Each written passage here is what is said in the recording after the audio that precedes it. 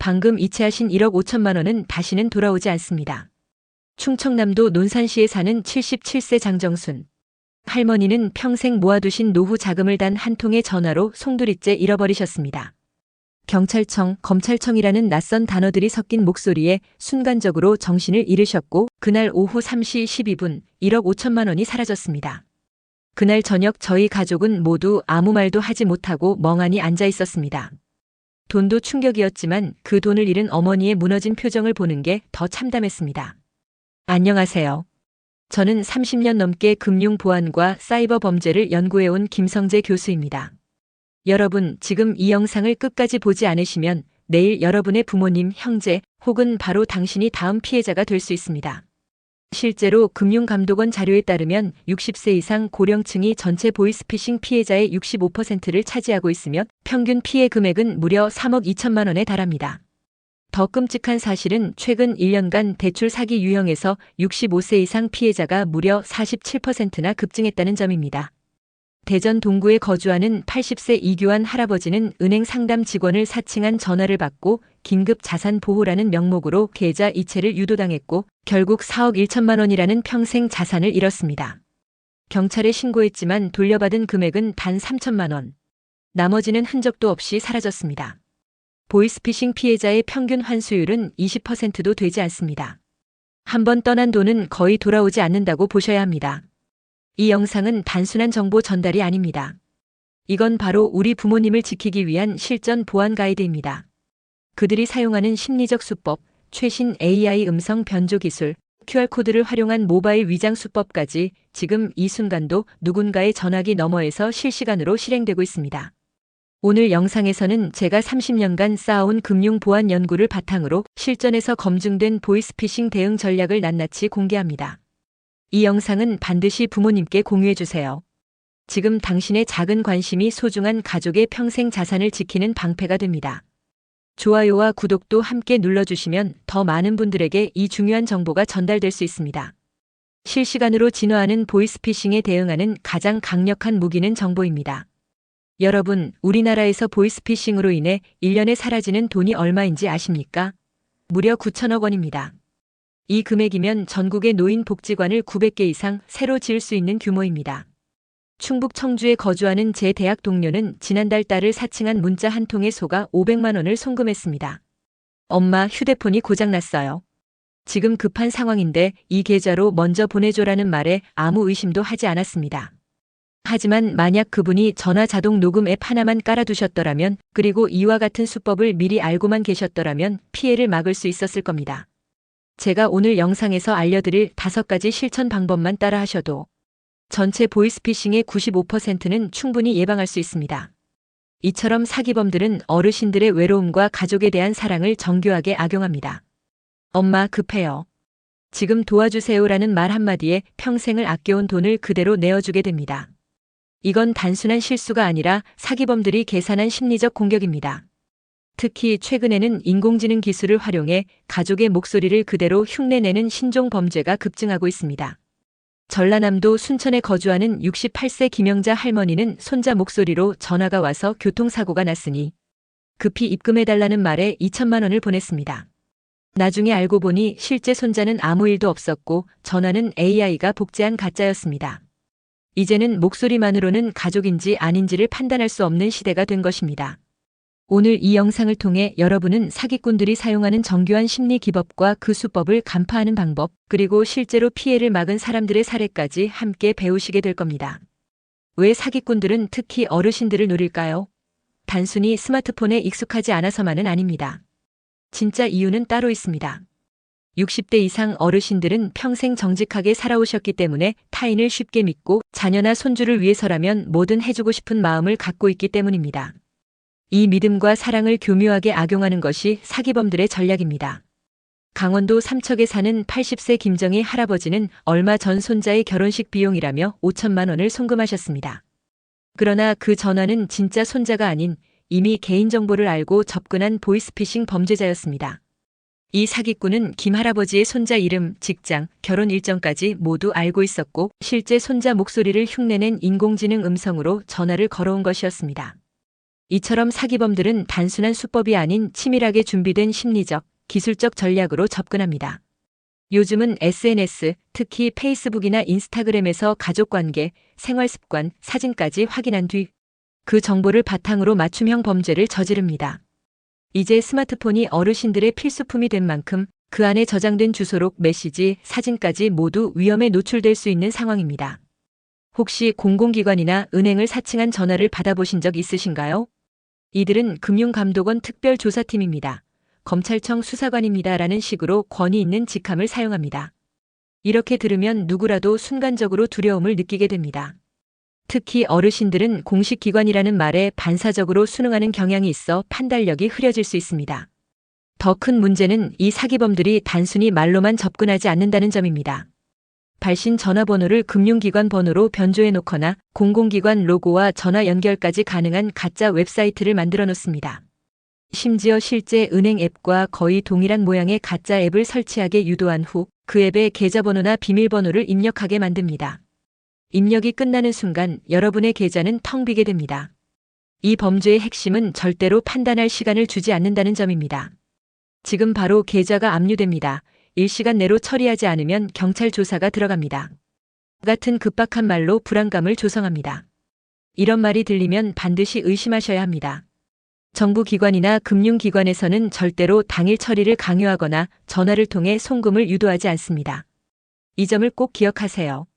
저는 제 연구팀과 함께 1000건의 보이스피싱 사례를 분석했고 그중 무려 95%가 이처럼 시간 압박을 주는 방식이었습니다.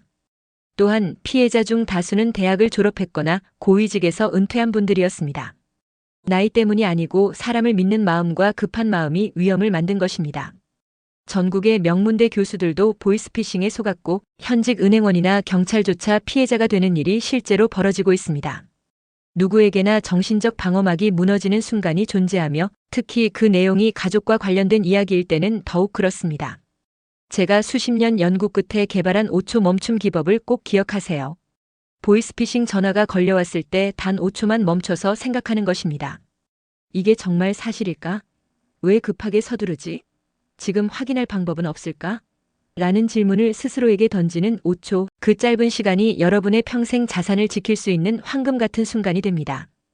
혹시 여러분이나 부모님이 기초생활수급자라면 더욱 조심하셔야 합니다.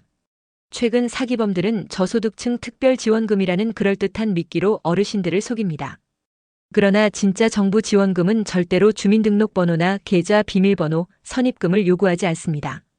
이 사실을 명확히 기억해 두셔야 합니다. 그럼 이제 어르신들을 노리는 보이스피싱 사기 수법들에 대해 자세히 알아보겠습니다. 첫 번째 수법은 대환대출 사기입니다. 고금리 대출을 저금리로 바꿔드립니다. 라는 달콤한 제안으로 접근한 후 서류 처리비, 보증금, 보안 확인 비용 등 갖가지 명목으로 돈을 요구합니다. 전라북도 군산시에 거주하는 74세 이성재 씨는 이 수법에 속아 7천만 원을 송금했고 결국 돈은 모두 사라졌습니다.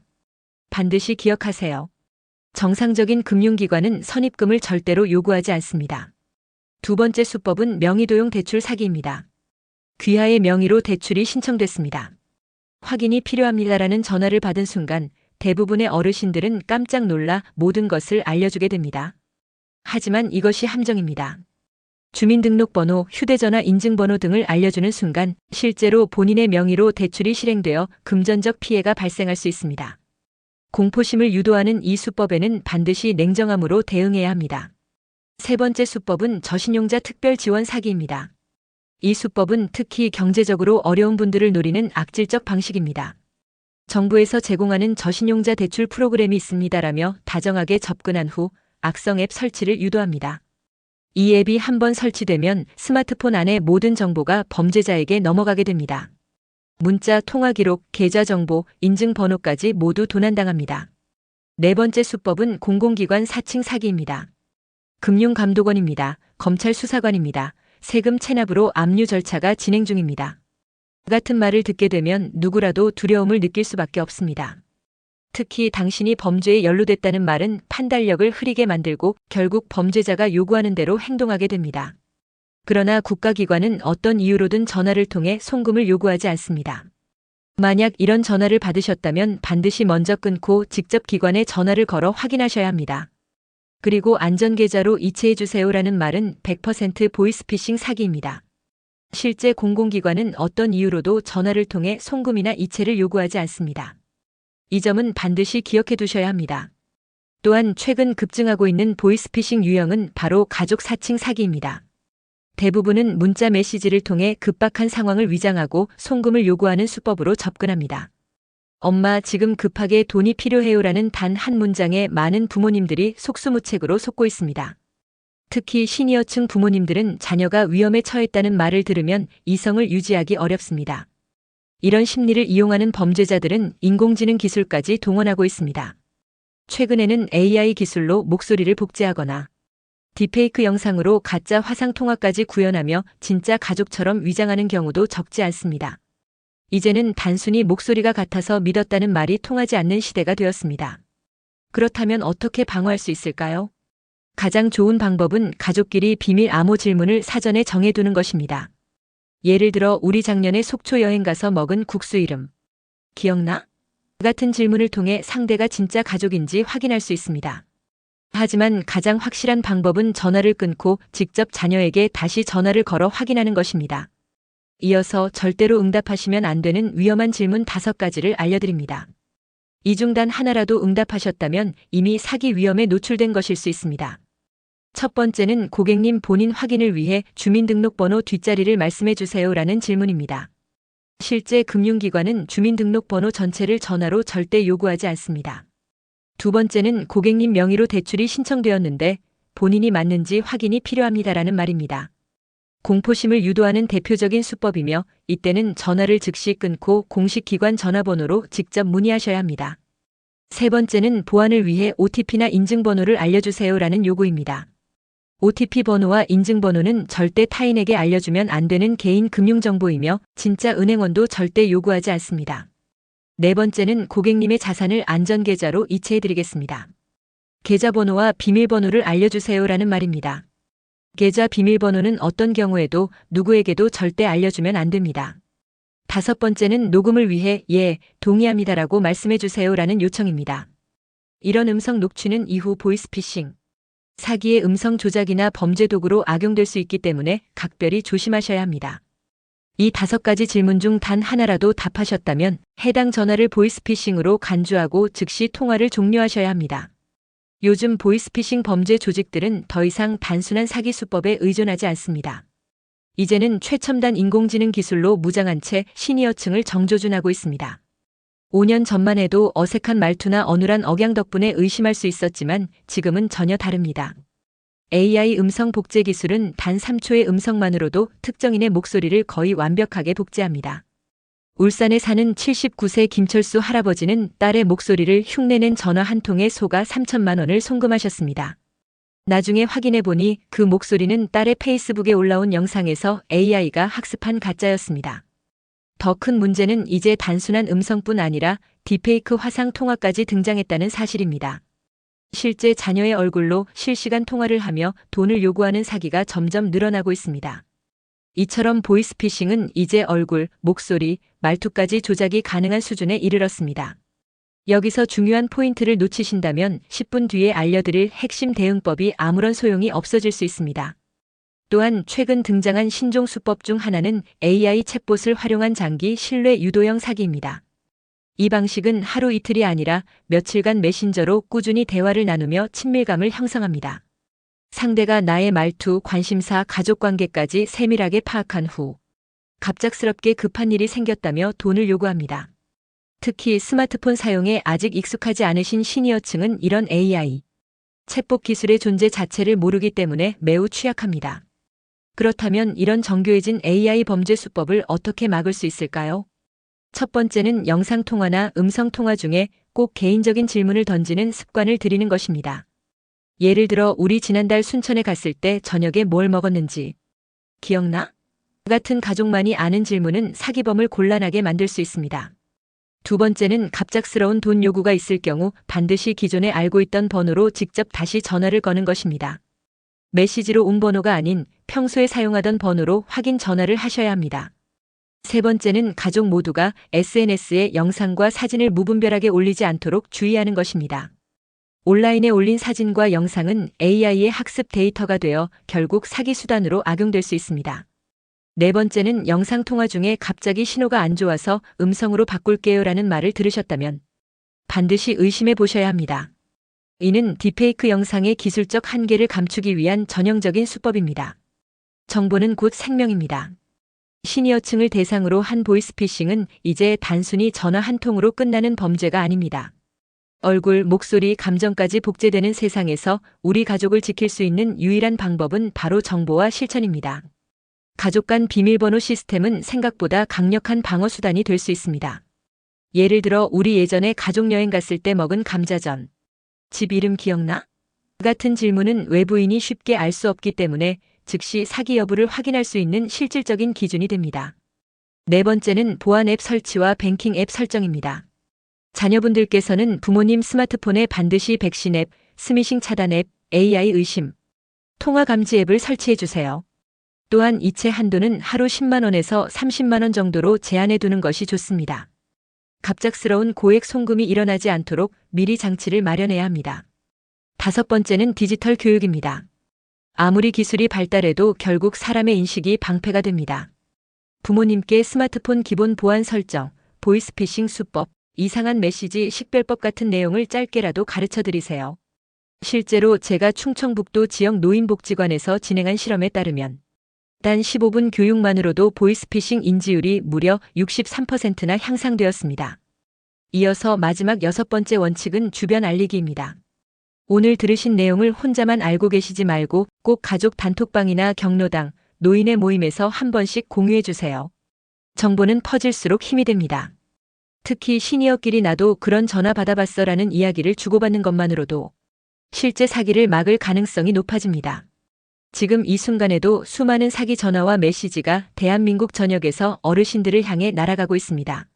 하지만 단 1초의 의심과 단 1건의 확인 전화, 그리고 단 1회의 교육이 인생 전체를 지킬 수 있습니다.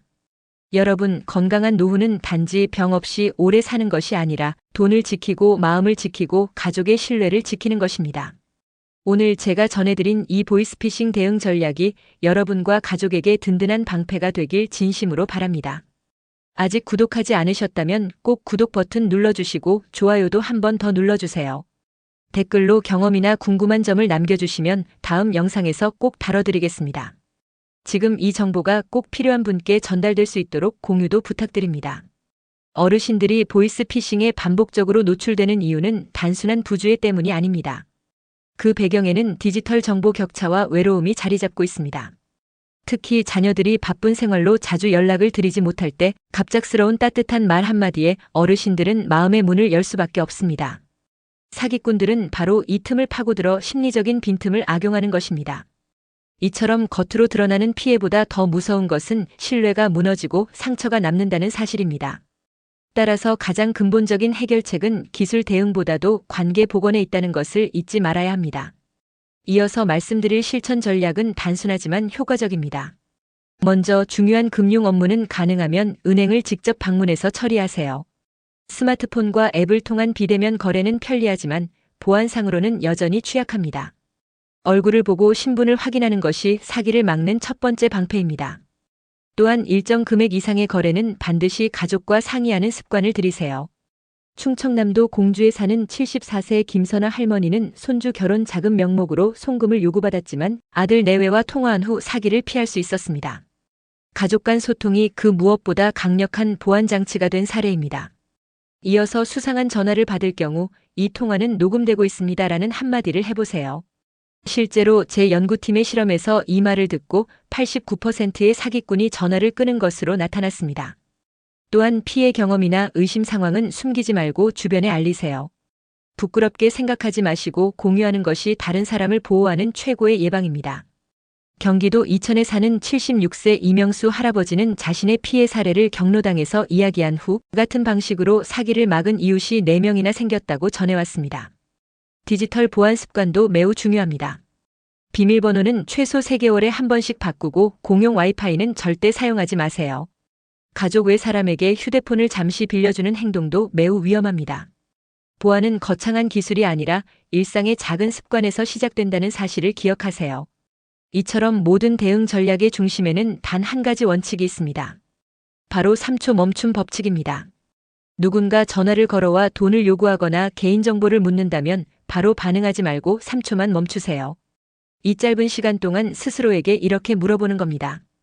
혹시 이건 사기일 수도 있지 않을까? 그 생각 하나로 평생을 지켜낼 수 있습니다.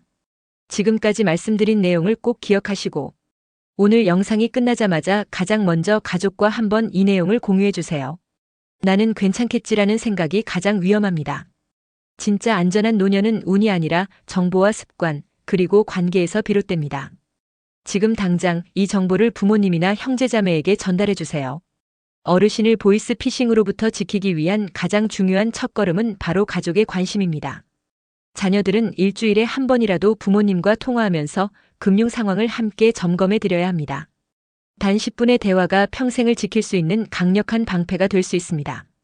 우리 부모님은 괜찮겠지 라는 생각은 가장 위험한 착각입니다. 이제는 온 가족이 함께 보이스 피싱 예방에 동참해야 할 때입니다. 이어서 개인의 노력만으로는 한계가 있는 만큼 지역 사회 전체가 함께 움직이는 방안이 필요합니다. 대표적인 성공 사례로 전주시의 어르신 금융보호망이 있습니다. 전주 한옥마을 인근 주민들은 매주 토요일마다 금융안전 품앗이라는 모임을 열고 있습니다. 이 모임에서는 어르신들이 받은 의심스러운 전화나 문자 내용을 서로 공유하고 검증합니다. 강원도 원주에 사는 85세 이영수 할머니는 이 모임 덕분에 4억 원 규모의 사기를 막을 수 있었습니다. 은행에서 큰돈을 인출하려던 할머니를 이웃이 우연히 목격하고 이상함을 느껴 확인했기 때문입니다.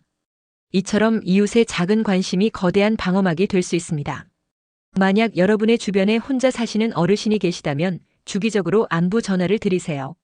단순한 인사도 좋지만 특히 금융 관련해서 누군가와 상담할 수 있다는 믿음을 드리는 것이 중요합니다.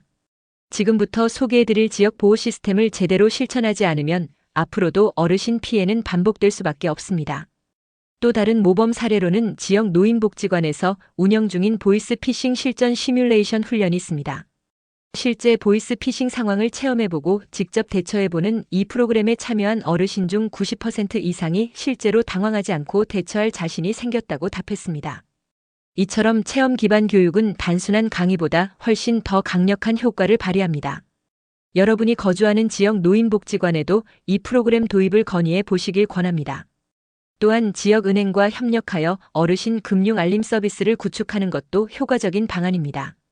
일정 금액 이상의 출금이 발생하면 가족이나 지정된 보호자에게 알림이 전송되는 시스템을 말합니다. 실제로 이 시스템을 도입한 지역은 금융사기 발생률이 73% 감소했습니다. 은행 창구 직원도 어르신, 이 돈은 어디에 쓰시려고 하시나요? 라고 단 한 번만 질문해도 수많은 사기를 예방할 수 있었습니다. 주거지 내에서도 예방 활동은 가능합니다. 아파트 게시판이나 경로당에 보이스 피싱 알림판을 설치해 최신 사기 수법과 예방법을 시각적으로 알리는 것입니다. 특히 어르신들에게는 글보다 영상이나 이미지가 더 효과적이므로 시청각 자료를 활용해 알림판을 꾸미는 것이 좋습니다. 종교단체나 지역 봉사단체도 적극적으로 나서야 합니다.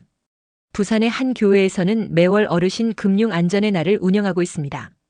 전문가들이 직접 찾아가 무료 상담과 교육을 진행하며 스마트폰 사용법까지 알려주는 이 프로그램은 어르신들 사이에서 큰 호응을 얻고 있습니다. 그날 이후로는 어떤 전화가 와도 쉽게 믿지 않게 되었어요 라는 어르신의 한마디가 이 프로그램의 효과를 말해줍니다. 결국 보이스 피싱으로부터 어르신을 지키는 가장 강력한 해법은 가족, 이웃, 지역사회가 함께 연결되는 시스템입니다. 나 하나만 조심한다고 되는 일이 아닙니다. 정보는 나누어야 힘이 됩니다. 지금 이 영상을 시청하신 여러분이 바로 그 연결의 출발점이 되어주세요. 보이스 피싱을 막기 위해서는 단순한 주의보를 넘어서 실질적인 보안 습관과 기술 활용법이 필요합니다. 특히 어르신들에게는 어려운 기술 설명보다 실생활에서 접할 수 있는 사례 중심의 쉬운 교육이 훨씬 효과적입니다. 실제 연구에 따르면 디지털 눈높이 교육을 받은 어르신들의 이해도와 실천율이 크게 향상된 것으로 나타났습니다. 이어서 마을 단위에서 할 수 있는 방안도 소개합니다. 예를 들어 지역 주민단체가 금융사기 한라인을 운영하면 어르신들에게 매우 큰 도움이 됩니다. 의심스러운 전화나 문자를 받았을 때 즉시 전화를 걸어 확인할 수 있는 번호 하나만 있어도 피해를 막을 수 있습니다. 왜냐하면 사기 수법은 점점 정교해지지만 이웃의 관심만큼은 사기범도 속일 수 없기 때문입니다. 그럼 만약 피해를 입었다면 다음과 같은 순서로 신속하게 대처해야 합니다. 먼저 계좌 지급 정지를 요청하세요. 사용하는 은행의 콜센터에 즉시 전화해 계좌를 일시 정지시키는 것이 우선입니다. 이어서 경찰청 112, 금융감독원 1332 또는 사이버 범죄 신고번호인 118로 사건을 신고하세요. 이후 가까운 경찰서를 직접 방문해 피해 신고서를 작성하고 관련 증거인 통화 녹음, 문자 메시지, 이체 내역 등을 반드시 함께 제출해야 합니다. 경기도 수원에 거주하는 65세 장미영 씨는 이 과정을 30분 내에 끝낸 덕분에 5천만 원 중 3천만 원을 회수할 수 있었습니다. 실제 통계에 따르면 피해 발생 후 24시간 이내 신고한 경우 회수율이 5배 이상 높아지는 것으로 확인됐습니다. 또한 사전에 금융기관의 보안 서비스를 설정해 놓는 것이 중요합니다. 이상 거래 알림 서비스를 활성화하면 일정 금액 이상의 거래가 발생했을 때 즉시 알림을 받을 수 있어 위험을 조기에 인지할 수 있습니다. 모든 은행에서 무료로 제공하는 서비스이므로 반드시 설정해 두시길 바랍니다. 이어서 통신사의 스미싱 차단 서비스도 꼭 활용해야 합니다. 이는 악성 링크가 포함된 문자를 자동으로 걸러주기 때문에 사전에 위험을 차단할 수 있습니다. 이체 보안을 강화하는 방법도 매우 중요합니다. 대표적인 기능이 바로 지연 이체 서비스입니다. 송금 후 일정 시간 동안 취소할 수 있도록 설정해두면 실수나 사기를 막을 수 있습니다. 이와 함께 이중 인증 기능을 활성화해두면 타 기기에서 추가 인증 절차를 거쳐야 하기 때문에 훨씬 더 안전합니다. 또한 일일 이체 한도는 낮춰두는 것이 좋습니다. 평소에는 소액만 가능하게 설정하고 큰 금액이 필요할 때만 일시적으로 조정하세요. 이 작은 습관이 큰 피해를 막는 열쇠가 됩니다. 공용 컴퓨터나 공용 와이파이에서는 절대로 금융 앱이나 공인인증서를 사용하지 마세요. 감염 위험이 높고 정보가 쉽게 유출될 수 있기 때문입니다. 특히 어르신들이 사용하는 스마트폰에 반드시 알려드려야 할 금융 앱 보안 설정이 있습니다. 첫째, 앱 변조 탐지 기능을 켜두면 사기 앱 감지가 가능합니다. 둘째, 휴대폰 번호 변경 시 알림 서비스를 설정해두면 사기범의 번호 변경을 막을 수 있습니다. 셋째, 로그인 시 추가 인증을 활성화하면 보안이 한층 강화됩니다. 넷째, 금융사기 의심 거래 사전 알림 기능을 반드시 설정하세요. 대부분의 은행 앱에서는 보안 설정 또는 환경 설정 메뉴에 들어가면 쉽게 찾을 수 있습니다. 이처럼 사전에 보안 체계를 세팅하고 피해 발생 시 즉시 대처하는 이중 전략이야말로 어르신을 지키는 가장 현실적이고 효과적인 방법입니다. 오늘 알려드린 내용은 단순한 정보가 아니라 실제 생명 같은 자산을 지키는 실전 매뉴얼입니다. 보이스 피싱 피해를 입은 후에는 경제적 손실뿐만 아니라 심리적 충격도 큽니다. 많은 어르신들이 스스로를 탓하며 우울감에 빠지는데 이건 절대로 본인의 잘못이 아닙니다. 실제로 국내외 심리학자들은 누구든지 취약한 순간은 있을 수 있다고 강조합니다. 정교하게 설계된 범죄 조직의 수법에 속은 것이지 어르신이 어리석어서 당한 것이 아니라는 점을 기억해 주세요. 이어서 중요한 회복 방법 중 하나는 심리적 지원을 받는 것입니다. 필요하다면 지역 정신건강복지센터나 심리상담소를 찾아 전문가와 상담해 보시는 것이 좋습니다. 특히 보이스 피싱 피해를 주변에 숨기면 사기꾼이 다시 연락할 가능성이 더 높아진다는 점도 꼭 기억해 주세요. 부끄러워하지 마시고 경험을 공유하는 것이 본인도 치유되고 주변 사람들도 보호할 수 있는 강력한 수단이 됩니다. 실제로 피해자 모임에서 경험을 나눈 분들 중 90% 이상이 심리적 안정과 재도전을 위한 용기를 회복했다고 답했습니다. 또한 사기 피해 후에는 증거 수집이 매우 중요합니다. 의심스러운 전화를 받았다면 휴대폰의 통화 녹음 기능이나 녹음 앱을 활용해 기록하세요. 문자 메시지와 메신저 내용은 스크린샷으로 저장하고 송금 내역이나 앱 설치 기록도 반드시 보관하세요. 이 모든 것이 경찰 수사의 결정적인 자료가 됩니다. 실제 수사에서는 범행 도구, 피해 금액, 그리고 사용된 수법 이 세 가지 정보를 중심으로 조사가 이루어지므로 명확한 증거 확보는 회수 가능성을 높이는 핵심입니다. 이제 사기범과 실제 금융기관 직원을 구별하는 방법을 자세히 설명드리겠습니다. 이 차이를 정확히 아는 것만으로도 대부분의 보이스 피싱을 막을 수 있습니다. 가장 먼저 기억하셔야 할 점은 진짜 은행원은 전화로 금융정보를 요구하지 않는다는 것입니다. 계좌번호, 보안카드 번호, 공인인증서, 비밀번호, OTP 등 어떤 금융정보도 전화로 묻지 않습니다. 전화로 이런 정보를 요구한다면 100% 사기라고 판단하셔도 됩니다. 또한 진짜 은행원은 고객을 급하게 몰아세우는 말을 하지 않습니다. 지금 당장, 오늘 안에, 1시간 내에 같은 말은 전형적인 사기범의 대사입니다. 반면에 금융기관은 고객이 충분히 시간을 가지고 판단할 수 있도록 안내합니다. 고객 정보 확인을 요구할 때도 중요한 차이가 있습니다. 실제 은행원은 주민등록번호 전부를 묻지 않습니다. 일부 자리만 확인하며 신중하게 응대하는 자세를 보입니다. 이와 달리 사기범은 처음부터 주민번호 전체를 요구하거나 목소리를 낮추며 은밀하게 접근합니다. 마지막으로 가장 결정적인 차이, 진짜 은행은 절대로 다른 계좌로 송금을 유도하지 않습니다. 어떤 명목으로든 안전한 계좌로 돈을 옮기라고 말한다면 그것은 사기입니다. 실제 금융기관은 이체를 요청하지 않으며 계좌 보호 등의 이유로 송금을 권유하는 일도 절대로 없습니다. 결과적으로 보이스 피싱을 막기 위해서는 심리적 회복, 증거 수집, 금융기관 판단 기준 이 세 가지 축을 반드시 기억해야 합니다. 그리고 이 내용들을 부모님과 자녀, 이웃이 함께 나누는 것이야말로 우리 모두의 피해를 막는 최고의 방법입니다. 안전 계좌나 임시 계좌로 돈을 옮기라는 요청은 절대로 응해서는 안 됩니다. 이 요청은 100% 사기입니다. 실제로 전라남도 순천에 거주하는 73세 박종석 씨는 이단 하나의 구분 덕분에 2억 원 보이스 피싱 피해를 막아냈습니다. 그는 안전계좌로 자금을 이체하라는 말에 의심을 품고 직접 은행을 찾아가 확인한 결과 사기임을 밝혀냈습니다. 이처럼 낯선 요구에는 반드시 스스로 확인하는 습관이 생명을 구할 수 있습니다. 이어서 5번째, 진짜 은행원은 앱 설치를 전화로 요구하지 않습니다. 특히 문자로 전송된 링크를 눌러 앱을 설치하라고 하는 경우는 전형적인 사기 수법입니다. 6번째, 실제 금융기관은 항상 공식 채널을 통해서만 연락합니다.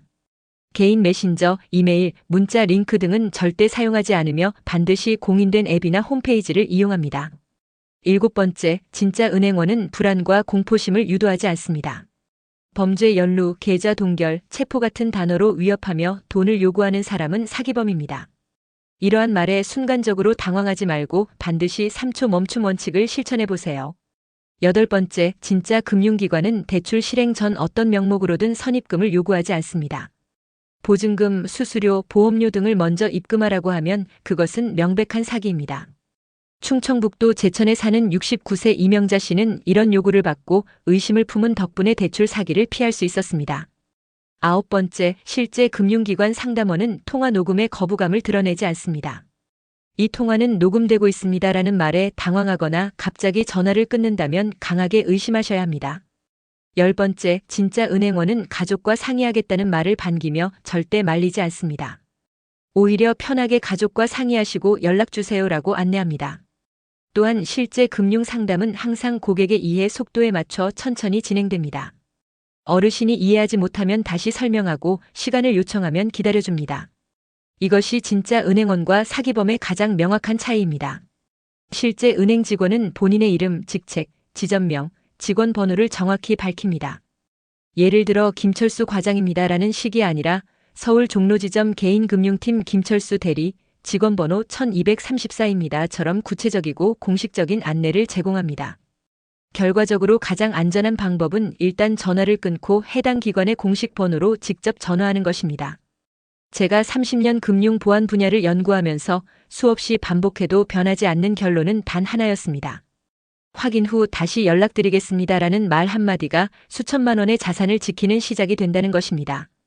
진짜 금융기관 직원이라면 이 말에 전혀 불쾌감을 느끼지 않습니다. 그러나 사기범은 급박하게 압박하며 말을 끊지 못하게 할 것입니다.